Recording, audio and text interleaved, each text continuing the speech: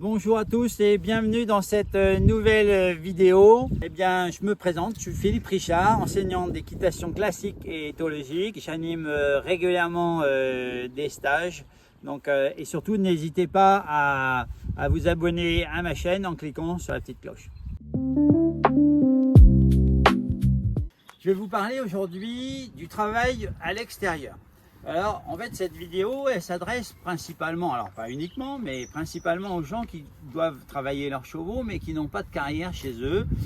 Il y a tout un tas de gens qui ont leurs chevaux à la maison, qui n'ont pas de carrière, pas de manège, pas de ronde-longe, et qui doivent quand même travailler leurs chevaux. Donc, comment est-ce qu'on peut travailler son cheval? Déjà, on peut le travailler dans le pré. Ça pose aucun problème. Il y a plein de... Parfois des gens qui me disent « Ah oui, mais je ne peux pas travailler mon cheval à l'endroit où il vit. » Bien sûr que si, on peut. Je suis chez moi dans mon salon, si j'ouvre mon ordinateur et que je travaille, eh bien c'est à la fois mon salon mais aussi mon bureau. Donc c'est pas un problème. Et pour les chevaux, c'est pareil. Les chevaux sont capables de faire la différence entre ok, c'est leur lieu de vie, c'est là où ils mangent, c'est là où ils dorment, c'est là où ils vivent, mais ils peuvent aussi travailler dans cet endroit-là. Voilà. Donc on peut travailler un cheval dans son pré sans aucun problème. Et l'autre chose aussi qu'il faut faire souvent, c'est exploiter l'environnement extérieur. C'est-à-dire que lorsqu'on sort de chez soi, lorsqu'on est à l'extérieur, là, comme là dans l'environnement où on va tourner cette vidéo, l'idée c'est vraiment d'utiliser tout ce qu'on a à notre disposition dans l'environnement pour créer des exercices qui soient intéressants, pour faire évoluer son cheval. Donc ça peut être des talus, à monter, à descendre, ça peut être utiliser un mur comme celui qui est juste là derrière nous, enfin devant moi, pour se servir de ce mur pour faire par exemple des déplacements latéraux, des choses comme ça. Donc il y a toujours dans l'environnement, ça peut être des fossés également, ça peut être tout un tas de choses. Donc dans l'environnement, on a toujours des moyens de pouvoir créer des exercices si on veut bien. Alors attendez, là il m'emmène un petit peu, voilà, je reconnecte. Il y a toujours moyen de faire, de créer des exercices avec l'environnement. Donc, il faut être inventif et pas hésiter à le faire souvent. Et en plus, ça a l'énorme avantage de sortir le cheval de son environnement, de quitter les copains s'il vit avec des copains. Et donc, ça permet de travailler un petit peu sur l'instinct grégaire, la séparation. Et le maître mot, quand vous séparez des chevaux qui ne sont pas habitués à travailler seuls, le maître mot, c'est toujours de faire, au départ, pas longtemps et pas loin. Et après, progressivement, au fur et à mesure où les chevaux finissent par se décontracter, acceptent de mieux en mieux de quitter les copains, on va pouvoir allonger ce temps et partir un petit peu plus loin.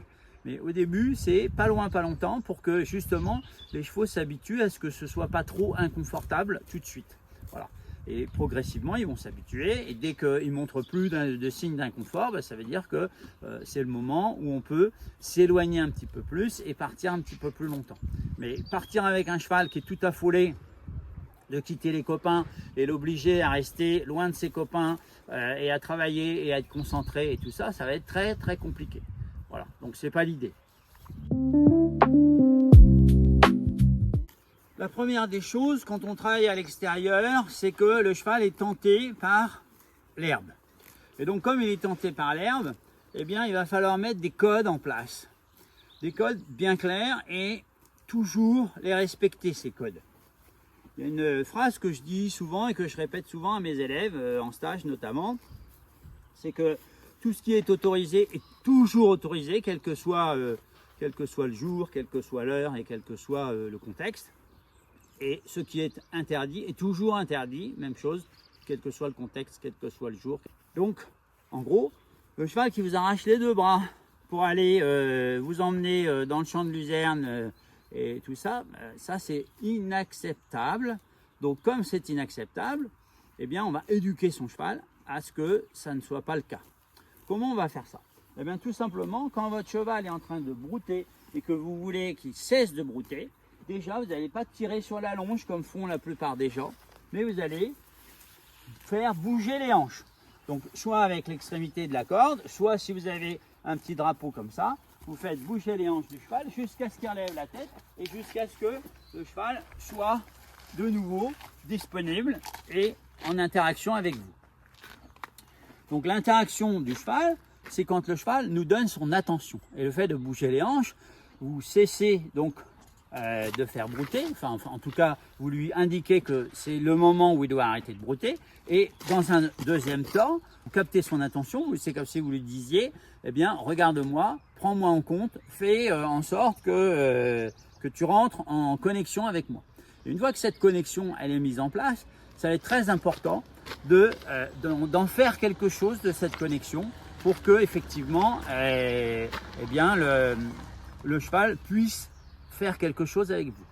Quand votre cheval a cessé de brouter parce que vous lui demandez d'être attentif à vous, il vous donne son attention et c'est à vous d'en faire quelque chose immédiatement de cette attention. Si vous ne faites rien de cette attention, qu'est-ce qui va se passer? Surtout si le cheval est tenté par l'herbe, immédiatement, qu'est-ce qui va se passer? Regardez, si je ne m'occupe plus de lui, il va reprendre sa vie d'herbivore, il va baisser la tête, il va se remettre à manger. Voilà. Et ça, c'est ce qu'il faut éviter. Donc en fait, je vais capter l'attention en faisant bouger ses hanches pour qu'il arrête de brouter. Dès que le cheval me donne son attention, immédiatement, je dois en faire quelque chose. Là, je pars en arrière pour lui dire, allez, viens avec moi. Voilà, là, je refais bouger les hanches, je lui demande un demi-tour, par exemple. Voilà. Et en fait, il faut que je fasse bouger les pieds du cheval pour que je puisse conserver son attention jusqu'à ce que je lui demande autre chose. Voilà. Et si je décide qu'à un moment donné, ok, je veux faire une pause par exemple, eh bien je vais mettre un code en place pour lui dire, ok, tu as le droit de brouter. Et le code que je vais mettre en place, ça va être celui-là. En fait, je vais lui demander de baisser la tête. Voilà. Donc en mettant une petite tension sur la corde vers le bas, eh bien c'est ça qui va permettre au cheval de comprendre que il a le droit de brouter, que à ce moment-là c'est la pause et que les choses sont très claires. Et à chaque fois que voilà, je vais autoriser le cheval à brouter, je vais faire ça.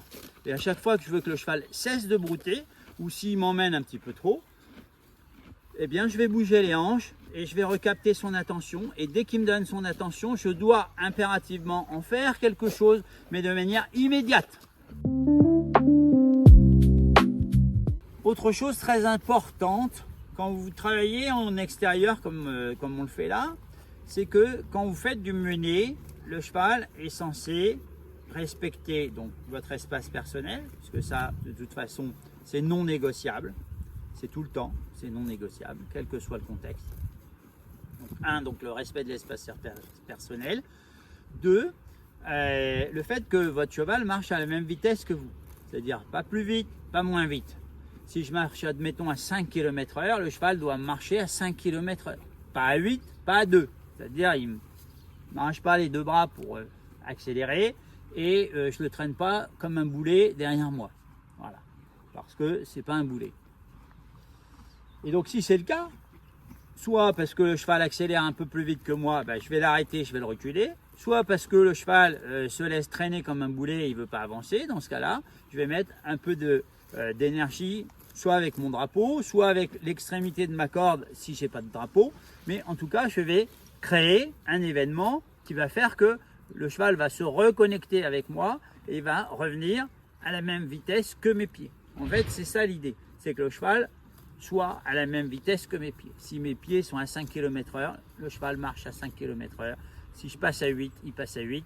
Si je repasse à 2 ou à 3, il ralentit à 2 ou à 3. Si je m'arrête, il s'arrête. Si je recule, il recule. Voilà. Et souvent, les gens ont tendance à le faire quand ils sont dans la carrière, ils font un mené impeccable. Mais dès qu'ils sortent de la carrière, ça y est, les choses se dégradent. Donc ça, il faut vraiment mettre en place cette habitude de dire que le cheval doit être tout le temps connecté avec vous. Qu'on soit dans la carrière, qu'on soit à l'extérieur de la carrière, qu'on soit en extérieur. Voilà. Il y a des règles à respecter et on met des règles en place pour qu'il y ait du cadre et que le cheval finisse par être éduqué. Et donc là, je vais marcher avec lui. Voilà. Et je vais stopper ses pieds.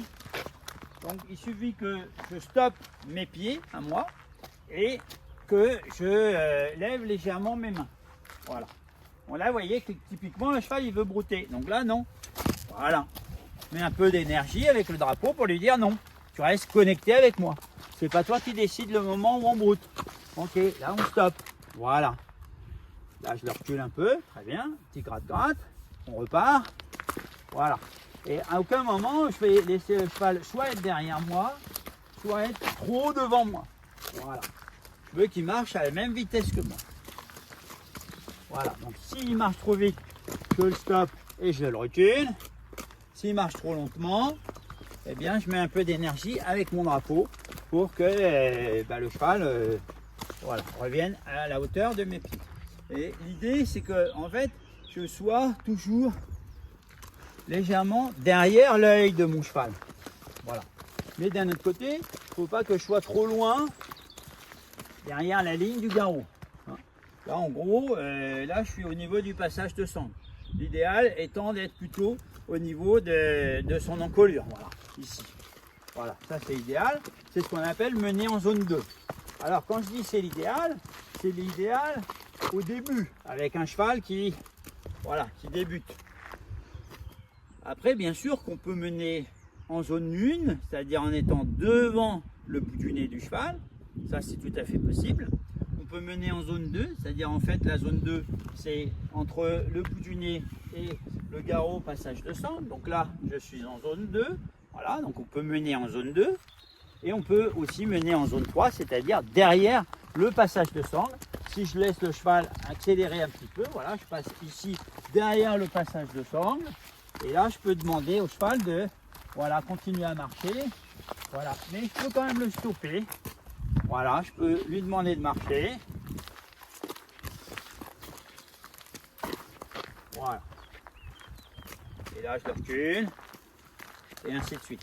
Donc en fait, le mener, quand on est à l'extérieur, c'est intéressant d'apprendre au cheval, d'habituer le cheval, d'éduquer le cheval à ce que le cheval soit toujours attentif à ce qu'on lui demande et qu'il puisse rester attentif, voilà, quelle que soit la zone dans laquelle on choisit de mener.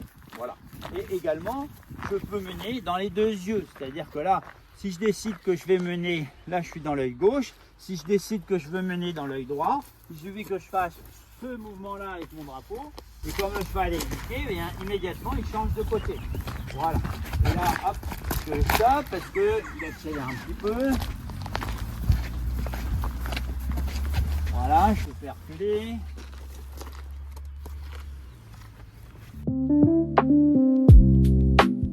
Monter et descendre un talus. Alors au départ, là on a la chance d'avoir un talus qui est assez progressif, c'est-à-dire que ça part en pente douce comme ça, et par là-bas c'est très petit, et là un peu plus haut. Donc l'intérêt, c'est de trouver quelque chose comme ça qui va nous permettre de commencer. Alors là, lui, c'est au cœur, il est déjà un petit peu avancé dans le travail, mais si j'avais un jeune cheval, un 2 ans, un 3 ans, ou même un poulain d'1 an, hein, on peut commencer à emmener les poulains d'1 an à l'extérieur. C'est un très très bon exercice parce que pour les mêmes raisons, ça leur permet de quitter un peu les copains, de se concentrer et de faire tout un tas de choses.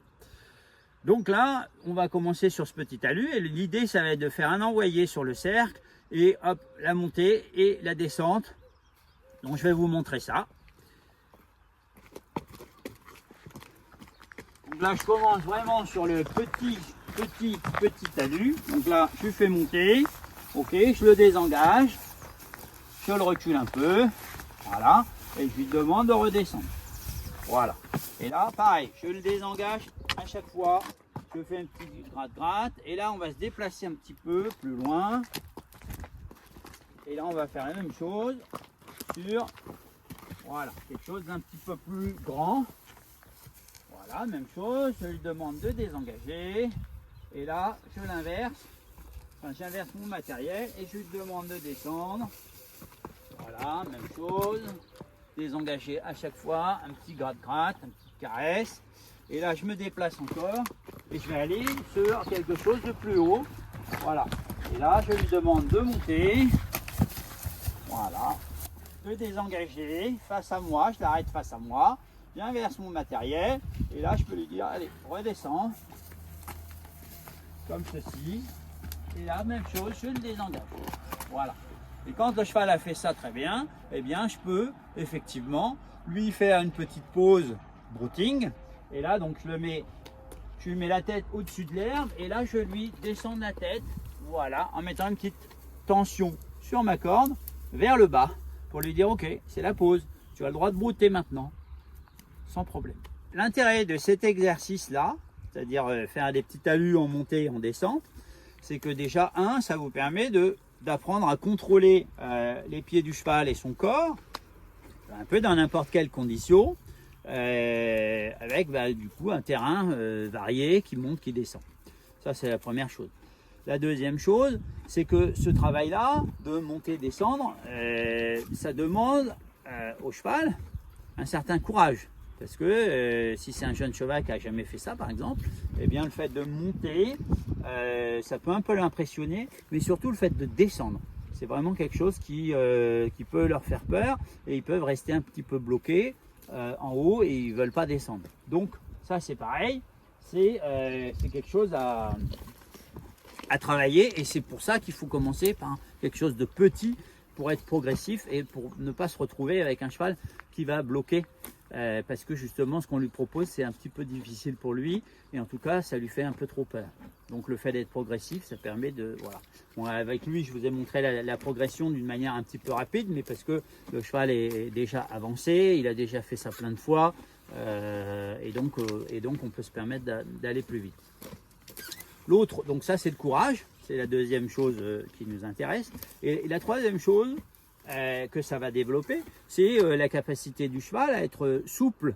Hein, c'est-à-dire qu'il faut qu'il soit en mesure dans la descente, par exemple, d'abaisser ses hanches, puisque dans la descente, le cheval va être obligé de faire un engagement des postérieurs quand même maximal. Il va être obligé de contracter un petit peu ses abdominaux pour ne pas se laisser emporter par la descente. Donc ça a un effet intéressant sur le plan de la musculature et de la souplesse. Ces exercices-là, ils ont un intérêt et en fait, c'est tout simplement aussi avoir un meilleur contrôle, quoi. Donc là, on a un exercice qu'on peut faire avec justement l'intérêt d'avoir ce mur-là, c'est qu'on va justement exploiter, comme je l'ai dit au début de la vidéo, il faut exploiter tous les éléments de notre possession dans l'environnement et donc ce mur, ça fait partie, c'est un atout considérable pour justement travailler tout ce qui va être déplacements latéraux et ainsi de suite. Donc là, je capte la tension de Laker pour qu'il arrête de brouter. Voilà, il relève la tête et là, immédiatement, voilà, je vais mettre un peu de pression vers son passage de sangle et je lui demande, voilà, de partir en déplacement latéral. Hop là. Vous voyez, bon voilà. Ça, typiquement, c'est le genre de choses qui peut arriver en extérieur. Le cheval ne s'attendait pas à voir un vélo passer et voilà, il y a une réaction de sursaut et immédiatement le cheval s'est arrêté. Hein, vous voyez, ça typiquement, c'est le genre de choses qui arrivent en extérieur. C'est-à-dire que quand on te parle de faire de la désensibilisation ou de l'habituation, on va pas inhiber, on va inhiber le réflexe de fuite, mais on ne va pas supprimer la peur. C'est-à-dire que là, le cheval, il a été surpris comme nous, on peut être quand on peut être surpris quand on sursaute. Et ça, on n'y peut rien. Voilà, c'est normal. En revanche, ce qui s'est passé là, c'est que le cheval a eu une très grosse frayeur et immédiatement, il a fait un gros sursaut, mais immédiatement, il s'est immobilisé, terminé. On n'en parle plus. Voilà. Ça, c'est la grosse différence entre un cheval qui est éduqué, qui a été désensibilisé, et un cheval qui ne l'a pas été, qui n'est pas éduqué, qui n'a pas été désensibilisé. Voilà, c'est que celui qui est pas habitué, pas désensibilisé, eh bien, suite à un événement comme ça, il va déclencher la fuite et il va chercher à fuir. Alors que là, lui, immédiatement, il s'est arrêté. Voilà, donc je vais revenir sur mon exercice précédent. Donc là, on peut utiliser donc le mur pour envoyer le cheval sur un déplacement latéral. Et donc l'idée, c'est que voilà, le cheval soit sur un déplacement latéral avec la tête face au mur. Et puis là, en plus, le terrain monte légèrement. Donc, c'est intéressant. C'est doublement intéressant parce que forcément, quand le terrain est légèrement monté comme ça oblige le cheval à forcer un petit peu plus sur ses abdominaux, à engager un petit peu plus son postérieur pour pouvoir pousser sa masse du côté opposé, et ainsi de suite. Donc, c'est intéressant.